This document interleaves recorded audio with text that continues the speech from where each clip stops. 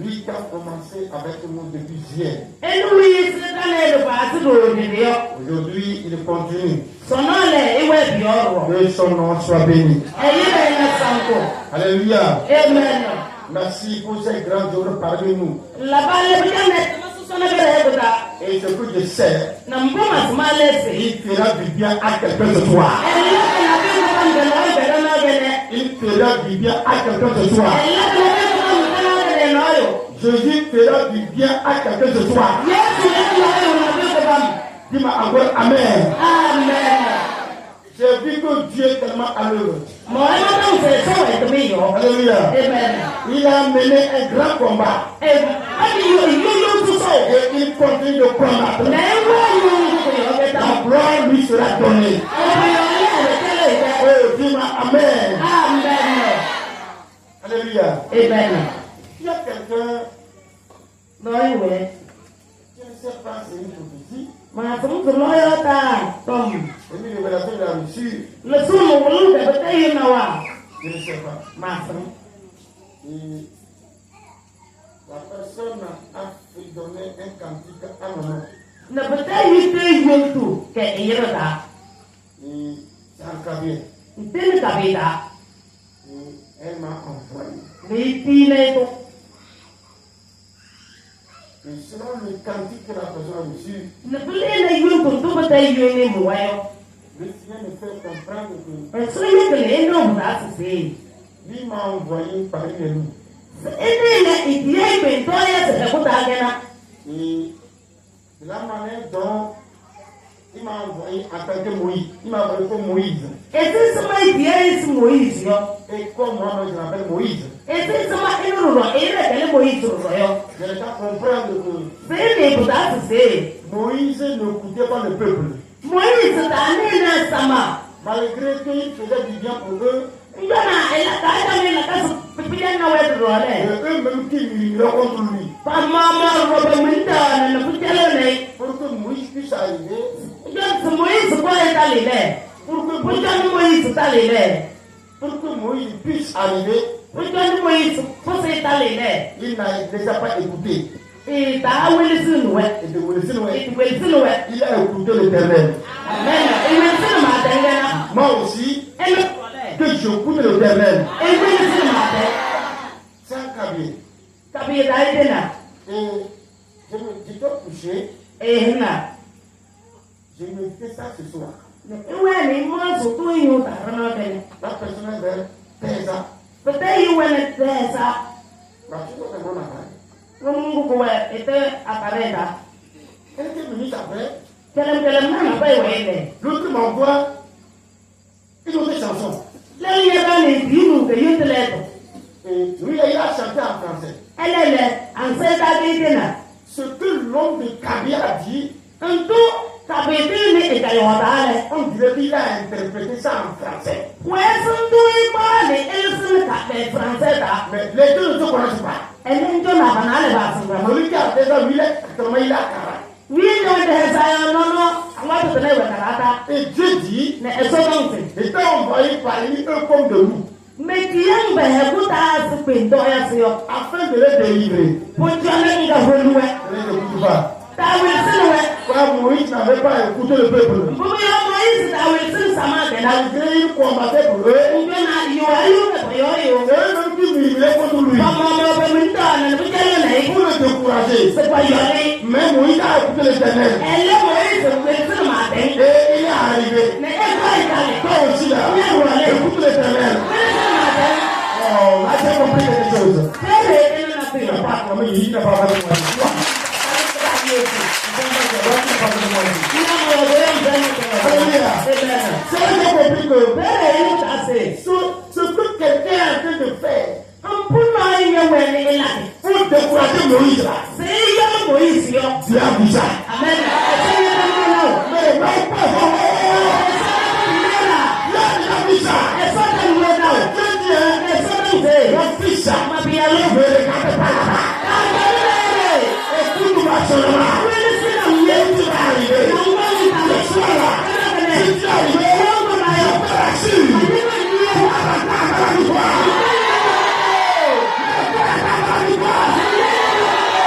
Cette chanson-là, je vais la chanter, il n'y a pas de mélodie. Il n'y a pas de mélodie. Voilà. Merci beaucoup. Et j'ai demandé, j'ai envoyé ça. Et j'ai envoyé là, on a chanté la mélodie là. Pour qu'on me garde ça. Avec dans mon portable, moi, je donne le portable tant que pour que ça puisse rester comme souvenir. Que tu ne t'es pas trompé de lui. Là où tu es arrivé là, je ferai quelque chose. Je suis en train de vous dire depuis avant-hier que si Dieu n'est pas dedans, tu ne connaîtras pas de persécution. Jamais. Si Dieu n'est pas dedans, on ne va pas te persécuter. Si Dieu n'est pas dedans, on ne va pas te haïr. Si Dieu est dedans, c'est que les choses là, ils ne vont pas t'aimer. On a tout dit. On a tout dit. Le chantier. Il a tout dit.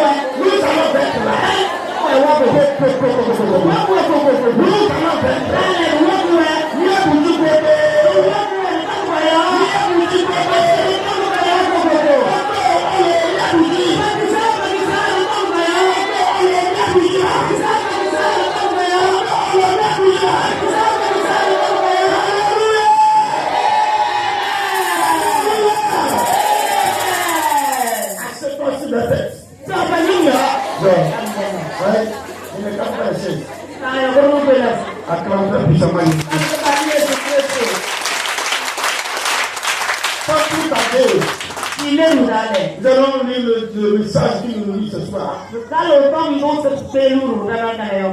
Isaïe chapitre 57. Le verset 18 à 21.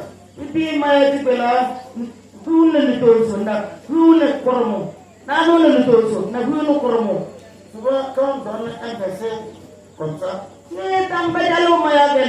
et tu es lecteur, on va lire dans les deux langues. Ce n'est pas qu'on va finir de lire, tu vas commencer à lire ta Bible, on va t'attendre, et tu vas finir d'abord avant que tu vas lire non.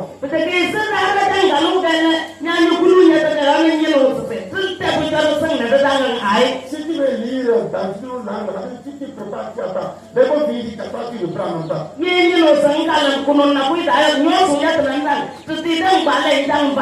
Amen. Amen. Isaïe 57, verset 18 à 21. Isaïe chapitre 57, verset 18 à 21. Là, nous lisons en français selon le second. J'ai eu cette voix et je l'ai guéri. Je lui servirai de guide et je le consolerai. Lui et ceux qui pleurent avec lui. Je mettrai la louange sur les lèvres. Yes. La paix à celui qui est loin et à celui qui est près, dit l'Éternel. Je les guérirai, mais les méchants seront comme la mer agitée, qui ne peut se calmer, et dont les eaux soulèvent la vase et le limon. Il n'y a point de paix pour les méchants, dit mon Dieu. Alléluia. La paix m'intéresse. La paix m'intéresse. Il n'y a plus de quoi? Il n'y a plus de paix pour les méchants. Il n'y a plus de paix.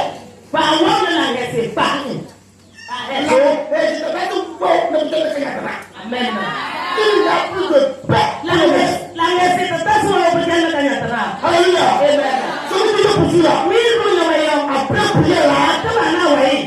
la paix. Il n'a plus la paix. Je dois arracher sa paix. Si tu dois arracher la paix au méchant, tu vas devenir ronfler. Tu vas devenir ronfler. Si le méchant est couché, il crie. Tu vas encore sortir. Tu vas encore sortir. Alléluia. Tu dois arracher sa paix.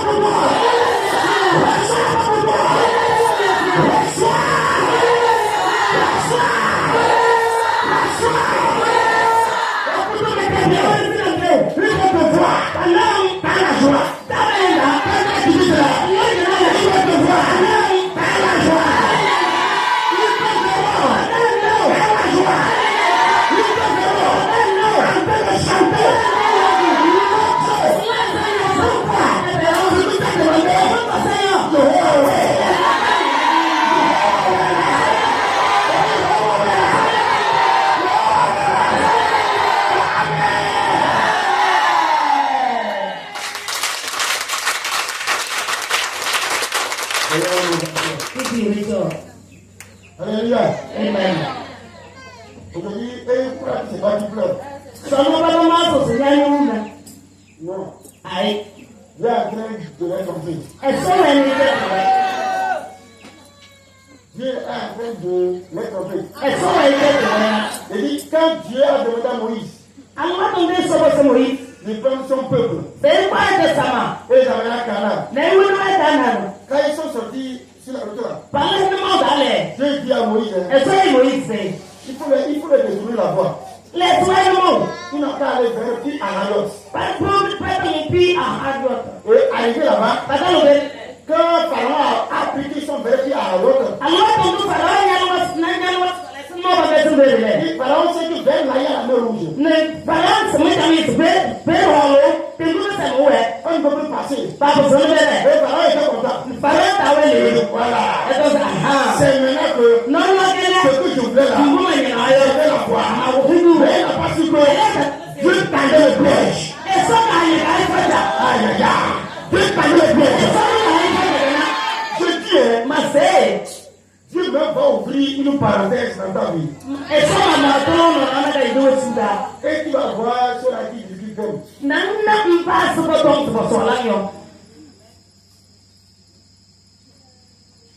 Dieu n'a pas créé un problème dans ta vie. Oh, tu as vécu mal. Tu vas voir qui sont les amis Gabriel. Dieu va créer une station. Il viendra parler dans tes oreilles. Mais pas peur. Comment je suis là? Rien ne va arriver. Ce que je veux là, je veux que tu te regardes. Je veux que tu te regardes. Je veux que tu regardes et tu peux voir ce qui va nous faire. Tu vas comme ça. Tu vas t'aider. Quand tu veux quelqu'un, quand tu trouves quelqu'un, il veut dire d'avoir mis ça.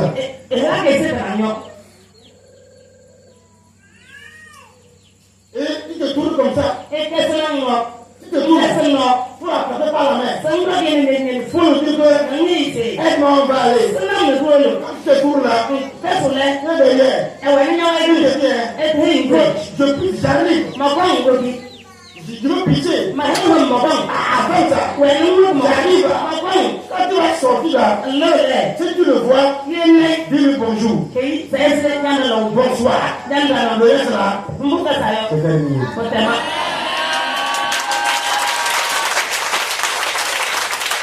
Alléluia. Alléluia. Le temps de Dieu nous dit arrête pour Dieu.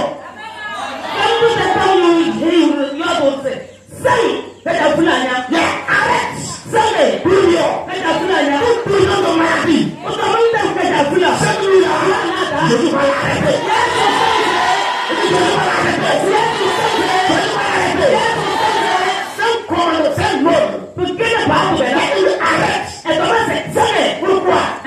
Trop, c'est trop. Fais ça. On dit arrête. Et parce que ça y est. Les gens souffrent. Combien il y a pas nous ici? Les gens souffrent. Il y a pas nous ici. Je vous dis, laissez ce pauvre vie, ce ma vie, ils sont beaux là. Il y a des gens qui sont si bon de le Laisse, appelle quelqu'un seulement. il y a non, Vous allez tourner ici. Vous allez tourner. Et quand l'homme fait Et il va commencer à te parler. c'est pas son gâteau. Tu vas lui dire non, t'es pas comme ça. Il y a ce sumbo. Elle dit une dame aujourd'hui, Son nom a mal noyé. quand elle était assise là, Et tu as l'air. elle dit madame, Comment comment elle te voit là? il est maintenant. Tu as combien d'années de qu'est-ce que Ouais, c'est le Congo. Pour voilà, tu n'as pas les pieds sur ça. à tout faire, oui. Amen. Amen. Quand tu te vois même, Maintenant, toi, rien, tu ne peux rien prendre, ça va ici. nous ne pas la peine. Amen. Amen. Mais quand tu la vois, Amen. Amen. mon frère, Oh, tu vas dire la dame de la main, ta poche, et enlever 100 000 de oui, c'est hier. Et puis, il est à Kabota, et le sous de Bunga, vous savez, là. C'est Jésus. Quand vous me parlez, Il y en a, c'est l'autre, non? elle me dit, Oui. quand elle a commencé là, Et pas ça, elle dit, attends là. mais il faut que je fasse. Le reste vient là pour elle. Mbuga ça le squat. Elle dit, homme de Dieu, Donc, un soyo. on m'a embouté. Barum goton. Tout ce que je fais là, Mbuga de tanga malaki yo. ça ne marche pas. Pe la ke. Je me suis couché, Mahena. j'ai commencé à rêver. Ma ba su rosa. Que je veux sortir à moi. Na bu ni no su le no maka. Et jusqu'à ce que je vais ouvrir ma bouche. Ana ma ko su kuluma. Et dans mon rêve, Sana je sens que la chose pèse dans ma bouche. Manu su ku tawu no yu de ma oda. J'entends les gens parler autour de moi. Manu ya yo ko ku to ta mo. Venez voir. E kwa ina. Venez voir. E kwa ina. Venez voir. Venez voir. E kwa ina. Venez voir. E kwa ina. Et jusqu'à moi-même, j'ai ouvert la bouche. J'ai ouvert les yeux. Ala ma kulu me sana. Les pattes antérieures du marguillard sont sorties de ma bouche comme ça. Les pattes antérieures du marguillard. Et à mon pensée, les noms tiennent. Amo nung pan sa le mo. Tiennent comme ça. Pele chen. C'est sorti comme ça. Pele no Et chen. le marguillard est dans ta bouche. Amo ka we no ta. Le marguillard a quitté le stomac. Amo lu go lu ta Et ge na. est en train de sortir. Na ko we na ka lo. C'est la partie de Jesus, mais. Yesu. Alléluia. Amen. Et elle dit, ça vous dit de l'ampli. E ba mu e no ka zuwa. Elle dit, c'est quelle salive ça. E ba mu se ndal mo na lo. Et comment elle sent que c'est sorti comme ça. E se se mai no ko tang bo lombo le. Elle a traversé ça comme ça. E pa no. Pour tirer là. Se ho. Un bruit malgré tout bois. Amo tu so le fua. Elle a jeté ça par terre. E lo ko tata. Les grands prix pour coup. Tu so nya ko patana. Ils ont dépêché Maria. Pa se ko titele. Il n'y a pas de sang dedans. Pa he ka ta le salon fe. Mais le malgré respire. Elle ko e tu fesu. Voilà ce que les sorciers mettent en déjà. E no mbo afi la ro ya ta gele. Ça là, allez à l'hôpital. On va te dire que c'est quelle maladie. Pula no no la ko ta ko pas ne se ko bongo. Tu vas souffrir que ma tête. On te dit, madame, on le voit. Ma ko bu se ma nyu ma tena ele ta ko na himse. Toro na pena na be. Mais eux-mêmes, c'est un sorcier qui t'ont envoûté. E fe la ro na ko ta. Mais ce soir-là, tu vas être désembouté.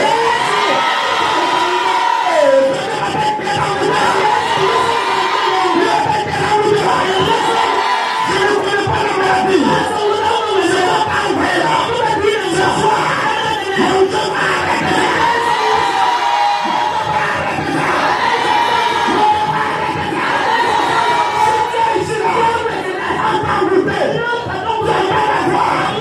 Je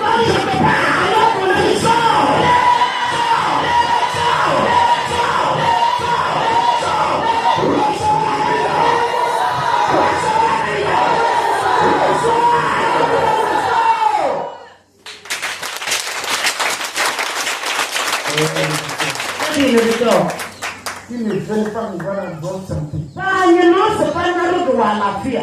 Je vous dis la vérité. Mais il va te dire. Ceux-là qui ont fait des sons, Avec des prêts ici par là, mais pas l'idée que nous les jeunes il a trouvé des métiers. à Batana. On a aidé aux gens. C'est pas celui qui faut ça. Autrement, son chant est un peu bon. On va te donner des formes de nous passer. Ils sont en train de préparer quoi? Quelle maladie ils vont l'envoyer pour que s'il a récolté, il va amener ça. Pourquoi professeur? Ils vont envoyer ça.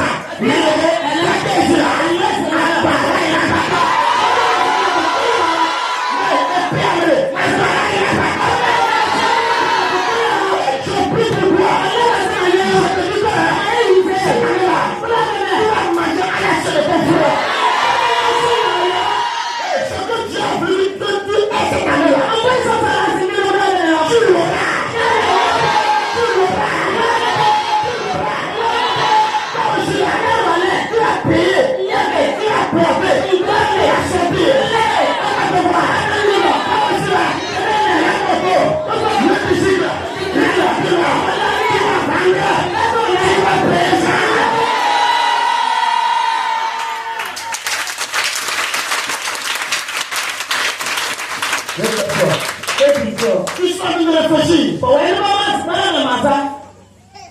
Quelle maladie on va l'envoyer? Pourtant, vous le dites, mais non. Non, ils nous ont pas gâté. Papa, c'est un jour. Comme ça, madame est aujourd'hui là. Et c'est souvent dans son assommage. Demain, qui commence?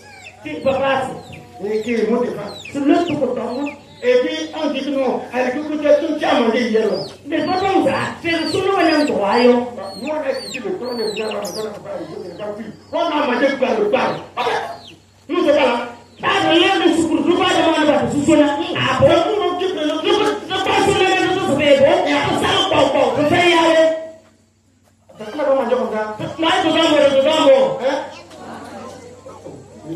et que c'est On a mangé comme ça. toi. Je parle à quelqu'un comment nous on mangeait pour nous, c'est que là. Oh, la personne a dit fatiguée. Mais il y a un homme, c'est ma, je dois, ma wosse pour ça.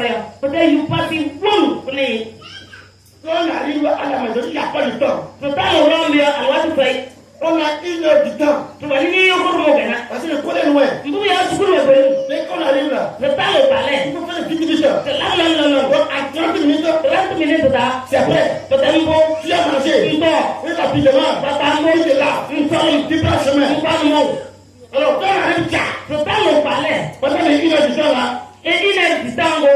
quand on met l'eau de la pâte sur le feu, Toujours, l'homme fait ça, moto là. et l'autre pile chose, pour le second. L'homme est ça comme aussi. Tac, tac, tac, tac, Et tac. ça fait.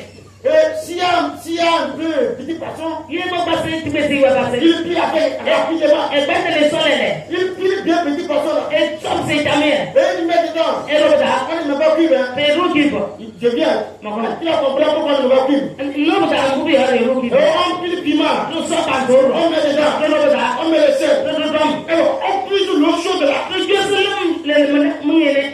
Tu fais un peu. Un peu, et tu vas te voir. Pop, pop, pop, pop. Mais tu ne vas pas la passer, dis nous que ça va. Très bon. C'est mal, On le prépare plat. si, que ça va. Oh. Hey. On ne prépare pas tout ça, ça va vraiment français.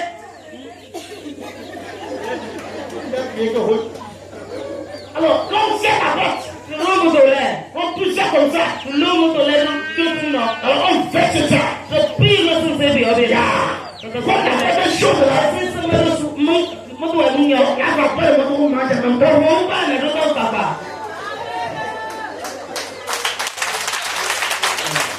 Et lendemain, quand on est en bonne santé. À la fille. Aujourd'hui là, Son nom est. moi, ça va bonbon, c'est aujourd'hui. Son nom, c'est son nom. Et demain là, Nickel. on dit que à cause de bonbon sec là, Moi aussi, je suis mort. Je suis ça fait mal à mon ventre. pour le tout est pour. Même foufou, même là. Pas ce grand maman. Beaucoup de viande.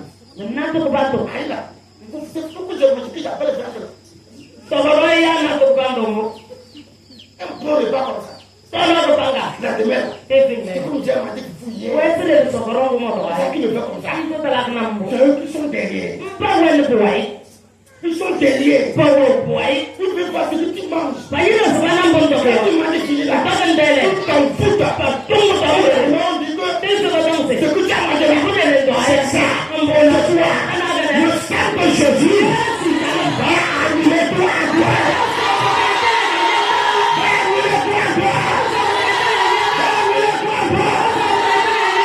Il y a des gens qui veulent se battre pour le commerce. Et il y a ça qui va payer nos femmes, nous peut la Mais table. il n'a pas de santé. Et là, on fait la fine. Il n'a pas la force. Et ça nous donne. Il ne peut pas. Et pour ça, Il ne peut pas Moïse guérir.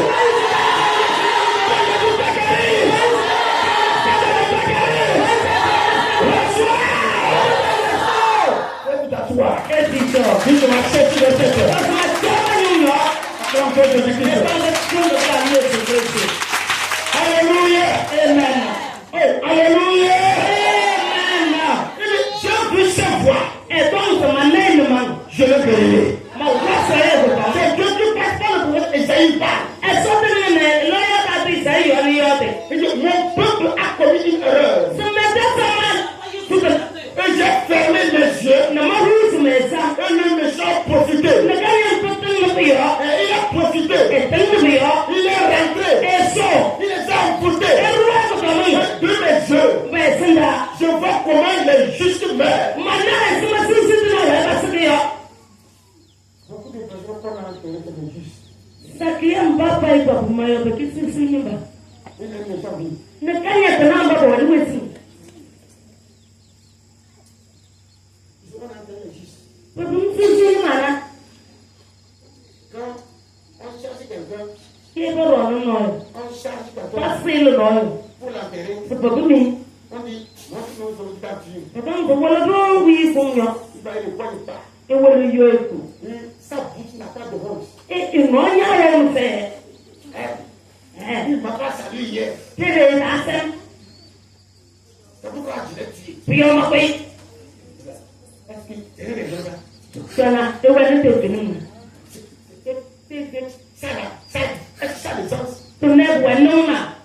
Peut-être qu'on ne peut pas saluer. Non, c'est ça qui s'est vu. Il a tué. Non, moi, je paye. Qui m'a insulté? Et donc, Qui t'a dit quoi? et donc, tu vois. Moi, je dis, les jours n'existent pas. Maman, donc, c'est tout fait. Moi, comme ça, là, Maman, si tu m'as dit, avec ta grosse tête là, il y a un homme qui a un on gombo. va toucher au bois. Moi, tout le monde connaît ma Le petit vient servir. Moi, il y a pas de film. Il a touché. Il y a un moto qui a. J'ai dit qu'elle est grosse. Maman, c'est pas Pour toi, petit là. là. Pour toi, petit Mais il y là. a un ouais, J'ai dit non, c'est la vie. mais donc, ça essaie de faire. La vie, c'est ça. Tu as un peu mieux, c'est que Si tu n'as pas été comme pour moi, il y a un fait ce maillot. on t'a juste décrit. Oui, comment tu es? On t'a décrit ton âge. On t'a pas insulté. Mais comme il a nié pas de mauvais espérance, tu l'as perçu. Et lui, il a oublié. Là, ton village me dit qu'on n'a qu'à péter, tu n'as qu'à le pardonner.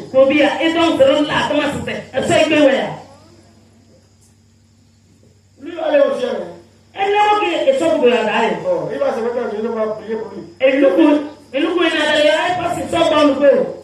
Il va partir. Pour aller au couvent. Tu ne serais pas moi. Tu ne serais pas moi. Eh bien, s'il y a quelqu'un, dans mon quartier, il ne dort pas. À cause de moi. Tout la mort là-bas.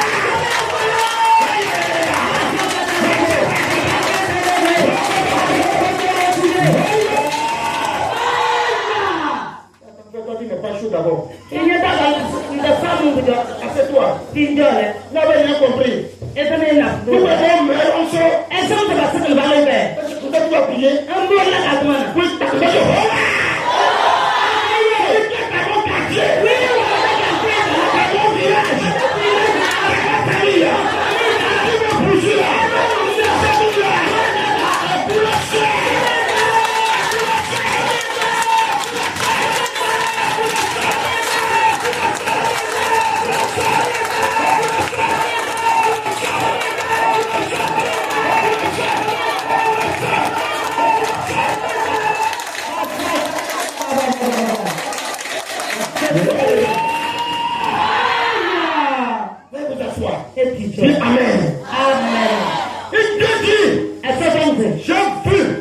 Comment les justes sont de mourir? Comment on les a envoûtés? Comment ils souffrent? Mon Dieu a sonné. Aïe, aïe, aïe, aïe, aïe, aïe, aïe. Il dit, mon Dieu a sonné. Ma famille, mon Dieu a sonné.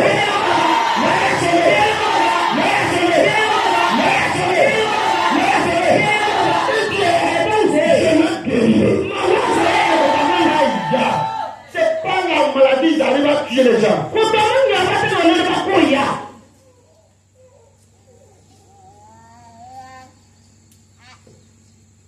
Je vais préparer pour ce coup-là.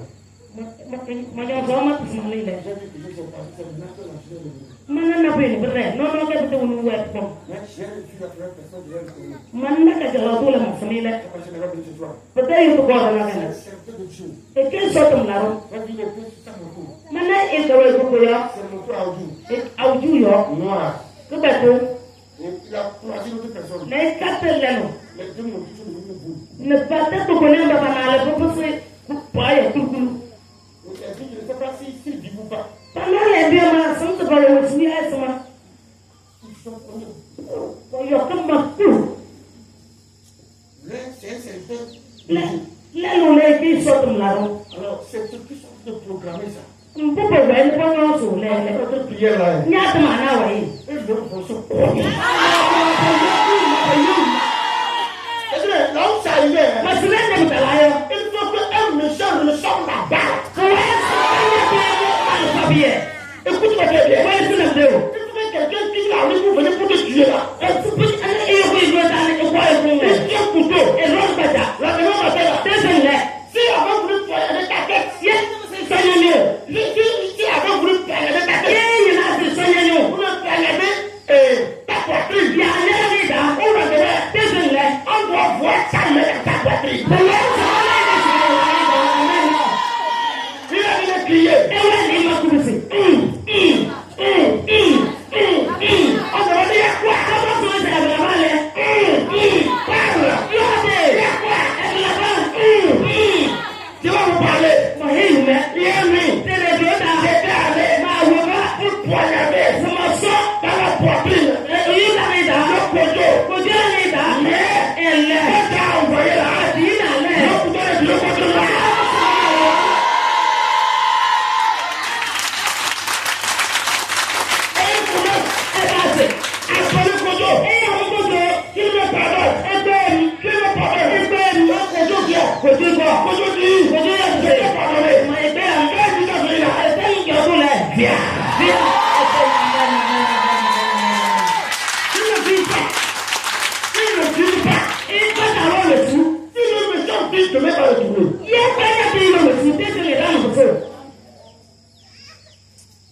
Ils sont comme les boucs.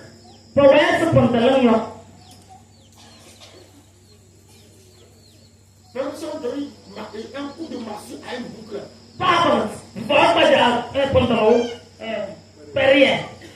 si on donne un coup de massue à une boucle,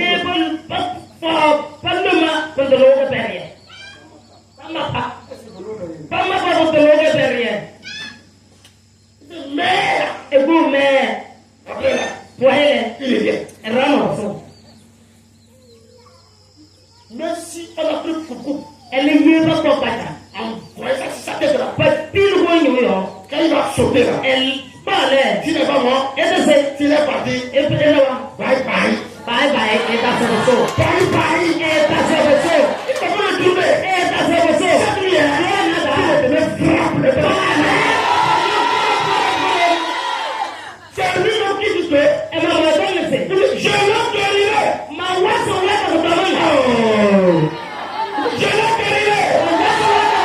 Ça va terminer. Je me dis la loi sur mes lèvres.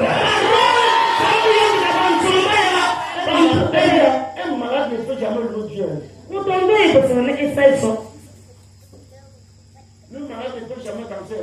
Vous tombez et vous tombez pas. C'est comme dans ici là. Il est un peu de bois de ramble. Il faudra attendre. Là, là, le loup, le loup, Ça me fait mal. oui. Ah oui, là.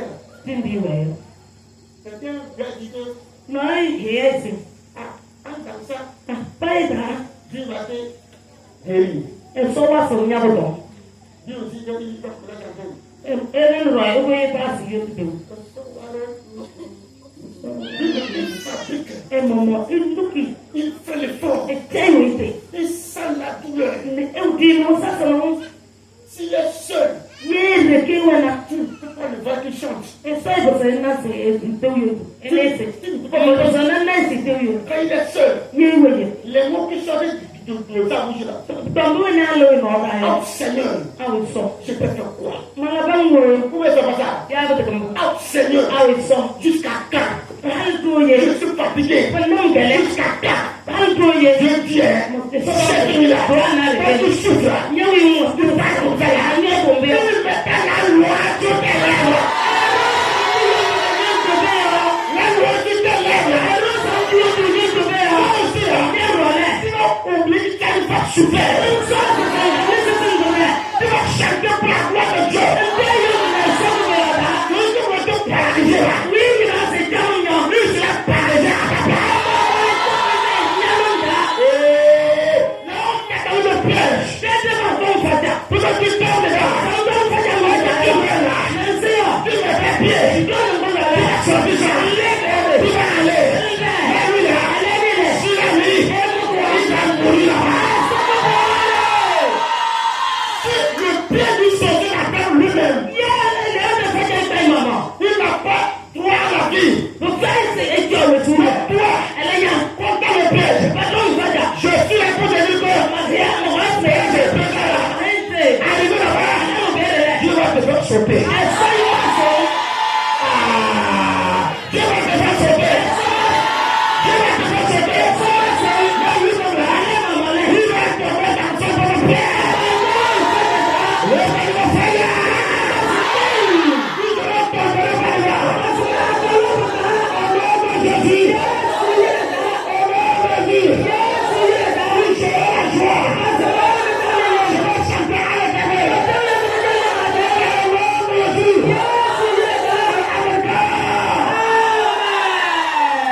Seigneur, vous assure.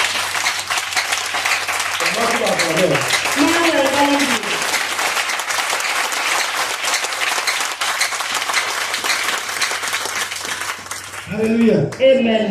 Praise the Lord. Alléluia. Il te l'a promis qu'il va te guérir, il va te guérir. Et comme c'est et wa so yango to le wa so. Il a promis qu'il va te guérir. Sache qu'il va te guérir. Et wa so yango. Tese na se wa so ngo. Que ta foi te dise que Ye te le yente. ce soir, Ta na de go. tout se guérit. Ya le ya amen. Tu vas trouver la guérison avant de partir. Ye ko ye ko la so. Tu pleuras avant de venir. Mu ya mo jango. Mais tu vas chanter le droit. Ele te yo du benda. Mais tu vas chanter le droit. Tu vas être avec le droit.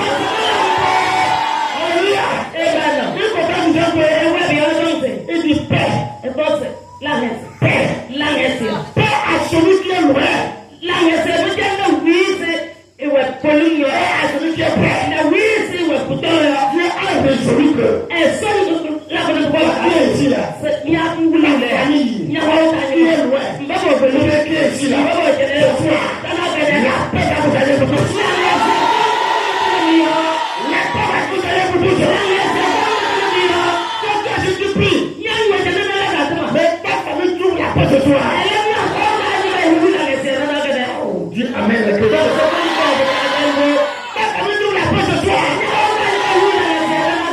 Pas il va te guérir seulement. Mais il va t'accorder la paix. Si vous voyez comment certains foyers, certains couples ont fait avant de venir, ils sont ici là. Masasala ti yo ba ba ko ko ko ngene Non, non, ils ne vont pas comprendre. Allah n'a pas que voilà. Allah ma bayna ko wala ala ba ko ko ngene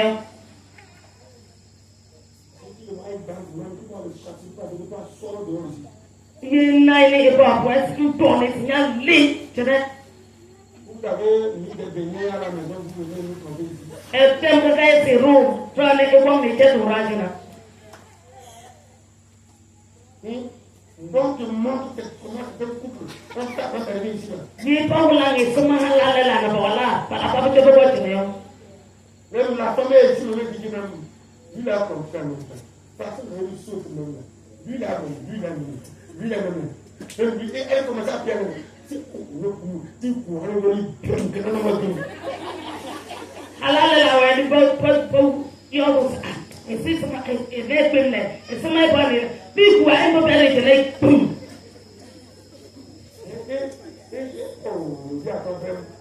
Il n'est pas comme ça.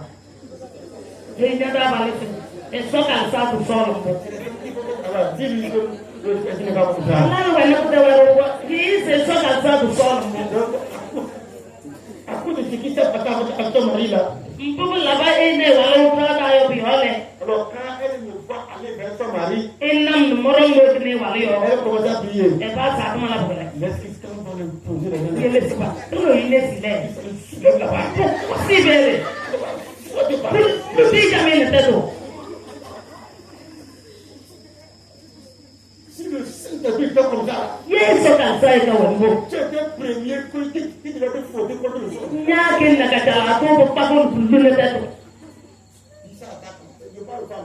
Malama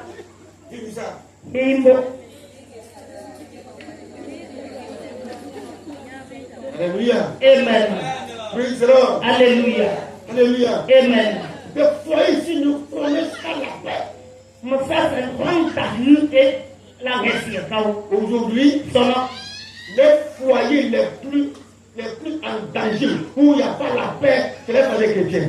Selon Jonah, mon frère, c'est la réussite. C'est le Christ ou bien. Parce que les deux sont des intelligents. C'est les femmes qui connaissent l'émancipation de la femme. Mais les femmes païennes ne connaissent pas. Égalité de sexe. Allah, Christ ou bien. Christ ou bien, Allah. C'est eux qui connaissent ça.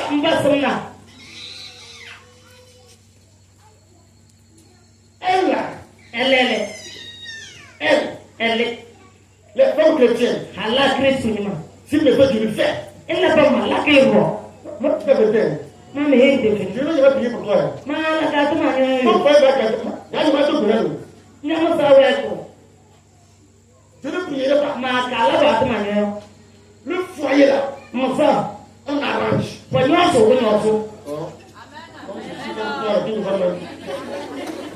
Le foyer là. Ça s'arrange. Ça s'arrange. Quand tu es venu tout seul. Mon premier cuisinier, il est où? Il est où? Il dort. Il dort dans la veille. Bon sommeil. Alléluia. Amen. Quand j'ai fait la sauce, Il a brossé. j'ai fait la sauce là. Et then brossé là pour Pour parler des mêmes choses là. et then c'est là sur la scène. Je ne lave pas la main. Et il y a le réveil. C'est là que je continue. Pour tailler nous yo. Vous voyez comme si n'a pas fait ça. Et vous monsez et trambo. Alléluia. Amen. C'est là que je continue. Pour tailler réveil nous yo. Parce que je suis pressé. Bobu yo ya ewelele. Et mon meilleur repas. Mais et c'est toi là, tu as comme vous yo. Gari, haricot. Le gari. Gari, haricot. Le Sona gari. comment faire la chose, c'est un tabou. Et ça m'a égalé le monsieur pour qu'il ait son. Si la femme est venue à la maison, Ye allé comme là. tu vas encore faire ça. Rano bola. Mais soeur, tu vas à la maison, comment encore pas faire ça? Ye wena à c'est ta sala bon. Tu vas commencer à dire tout. Il n'y a pas la paix dans mon foyer. La c'est fait une hoga. Tu as fini à la maison encore. Et ton mari va venir la pas de fraîcheur. Quand on ne y a pas de temps nous avons. Ah, bientôt. Ah, tu vas à la maison. Ton mari va venir la pas de d'hier. Nous avons ça et on y a pas de motona. Oh. Tu as le temps aussi. Il faut aider Dieu un peu. Il y a pas de Seigneur, le Seigneur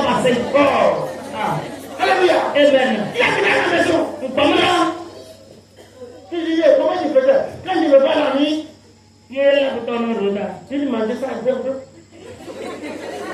si tu ne peux pas la nuit là. Il y a le donne Roda. Et moi c'est fini. Peut-être. Ce sont les matins là. Et le donne. Je chauffe. Je mange partie là. Et toi. Je parle encore là-bas. Je continue la prière. La nuit je viens. Je mange comme ça. Et Ou bien je chauffe. Maintenant. Non. Tu es marié. Une femme mariée. Prépare la porte de la nuit. Je fais ça matin. Je fais ça midi. Tu as laissé de le faire.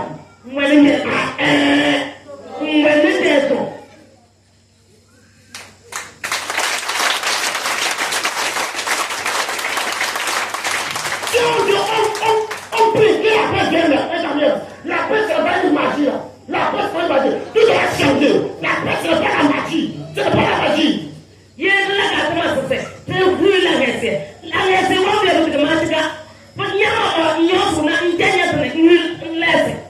Quand tu la paix là, tu n'es pas marié pour que ton mari n'a qu'à te chuchoter. Tu es marié pour chuchoter ton mari et lui aussi maintenant il va te chuchoter.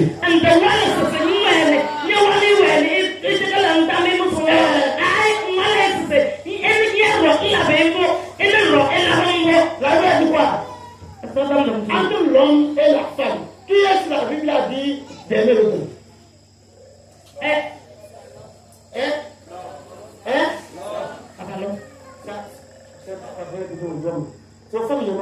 Entre l'homme et la femme. La Bible a dit qui n'a qu'à aimer l'autre? L'homme n'a qu'à aimer l'autre. Elle a dit à la femme de faire quoi? Pas fort. D'autres nations là comme ça.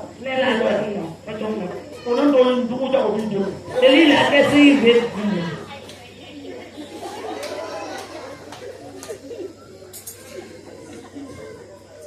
Alléluia. Amen.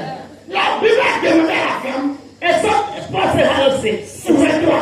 C'est quoi? Soumets-toi. Peu importe ta grandeur.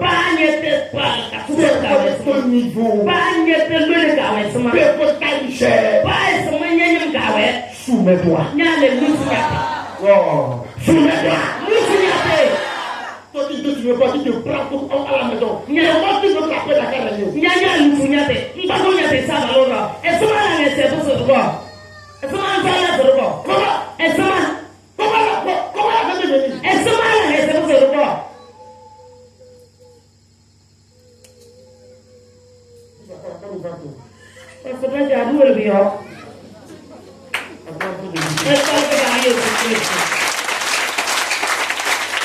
Alléluia. Amen. Fais ton changement là. Changement là. La femme va te gagner.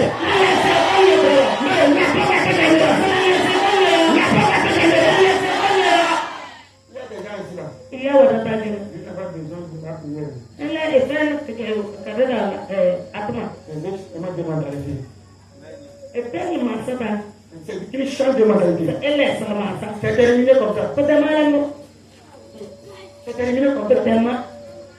C'est terminé. C'est tellement. C'est terminé comme ça. C'est tellement. Il va avoir une femme à la maison. Non. Tout ce qu'elle fait. Beaucoup de temps, elle Va me Seigneur. a parlé de son mari. Elle a les secrets de la maison. Et when I thought I was so tough, Elle est devenue l'homme de la maison. and the person at Panu, Mais la Bible dit qu'elle va faire quoi? Hein? and then so many others, I didn't try with you. Elle a fait quoi? No, I didn't do it. Hein? Qui est? L'aigle. Send you. Maintenant, on dit l'homme est chef. La femme est l'aigle. Voilà là. L'aigle est devenu chef. Le chef est devenu l'aigle. No, but don't say. I believe in we are. No, Elle dit que nous, I'm looking at some. No, I'm looking at some. No, I'm looking at no. l'homme est la tête. Abalguinho. Et la femme est le cœur. Ne Alguinho. Mais là, non, non, la femme arrive au foyer. Elle prend la tête de l'homme. Elle met au niveau du cœur. Elle sait l'anglais. Elle sent le cœur. Elle sait l'anglais. Elle met ici. Elle reconnaît. Encore un homme ça. Elle a parlé de l'anglais. Non, c'est devenu encore un homme ça. C'est une zombie. Et quel est c'est ça, c'est un foyer de zombie. De quel est le soir? Il y a signé pour moi ça.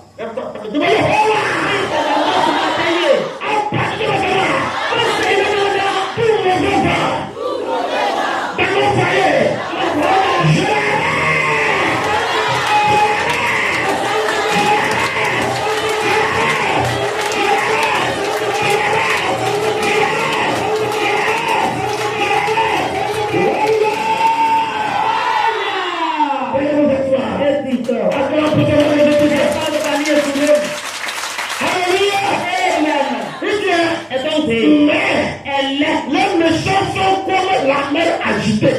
Quand il y a de là, ouais, c'est un coup pour que tu tout. Ça ne va jamais s'arrêter. Ça ne va pas. Ça va aller par ici. Ça ne va. Ça va. Après ta prière, il faut que tu étais derrière. Il crée la douleur. La vie là. C'est la mélanger.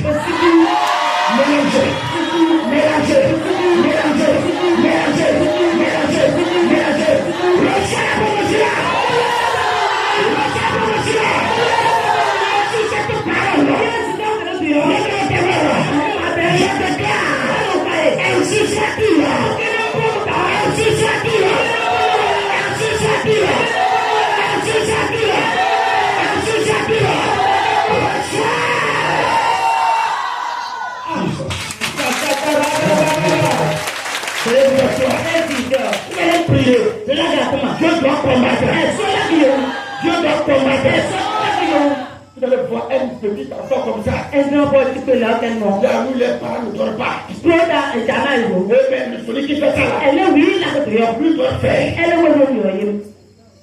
Tu t'arraches le sommeil. C'est la Bible qui dit. Verset 21. Il n'y a point de paix pour les méchants. Dis mon Dieu. Dis mon Dieu. Ainsi pas mon Dieu. Il n'y a pas de paix pour les méchants. Oui, la même Ça coûte tout. pas oui. Ça arrive vers toi. Et bon, mais il Il dit, y ça ne va pas. Peru bi jo. Ça ne va pas. Bi jo. Tu peux mélanger. Ko te te be sida. Tu vas dire, Ni wi du courage. se. Nka. Et qui tu parles là? Nyo e yo ba. Quand il tu parles, Yenda wa. Ere wa. il tu parles, E ko yo ni re. tu vas dans ta chambre. Nfu nyara da. Il Saint-Esprit. To se so ka so. Continue. We bi. Il me vient. E ko se go. Aïe, Ai. mon frère, Mo ko. ma soeur, Mo ko. ça ne va pas là. Bi jo pe mi. Rien ne marche là. Na bi ro. Il nous dit courage. Donc ça nka yo ba. Ere o le. Saint-Esprit. To se so ka so. Continue. We bi.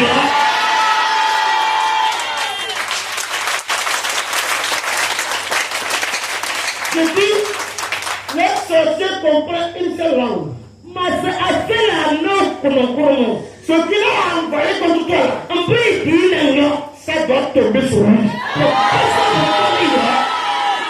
Quelqu'un a volé comme moi. No wakana tamjana. Vous étiez avec les démons. Yana la hesia. Tu es d'accord avec eux? Yana la hesia. Il a volé contre moi. Awena la banana. Alléluia. Amen. Ce soir là, depuis que vous volez contre toi là, je vais te jeu. Yes, Il faut qu'il parte. Et qu'il meurt. Vous savez, Esma. celui qui combat, Oui, c'est la que nous yo. n'est pas sorti un matin. Etale tanan na koyo. Et prier. Ni makubisi. Appelez ton nom. Ni ya nyere. C'est moi qui te combattais. Mama ira kana yo. Hier, quand tu es parti prier là, Atere mo la quand tamale. tu t'appelles les mains là, Magani sale. c'est ma petite café. Man no manyu ke yoko. Tu peux pas prier comme ça. Yino ay yo tomo. Quand tu te la prière là, Quand tu vas quitter, vous verrez l'habiller. I want to go where you go. Ils vont vous dire que Here you messing. vous gérez les gens. I tell ya.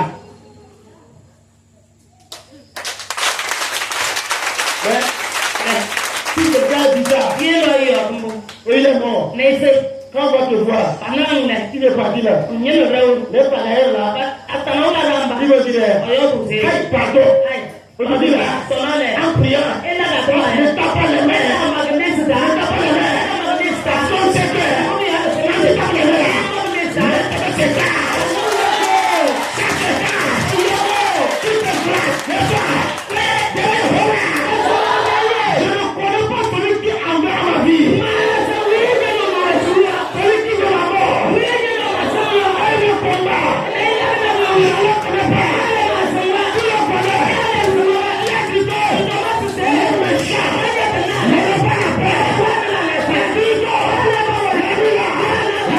Hey!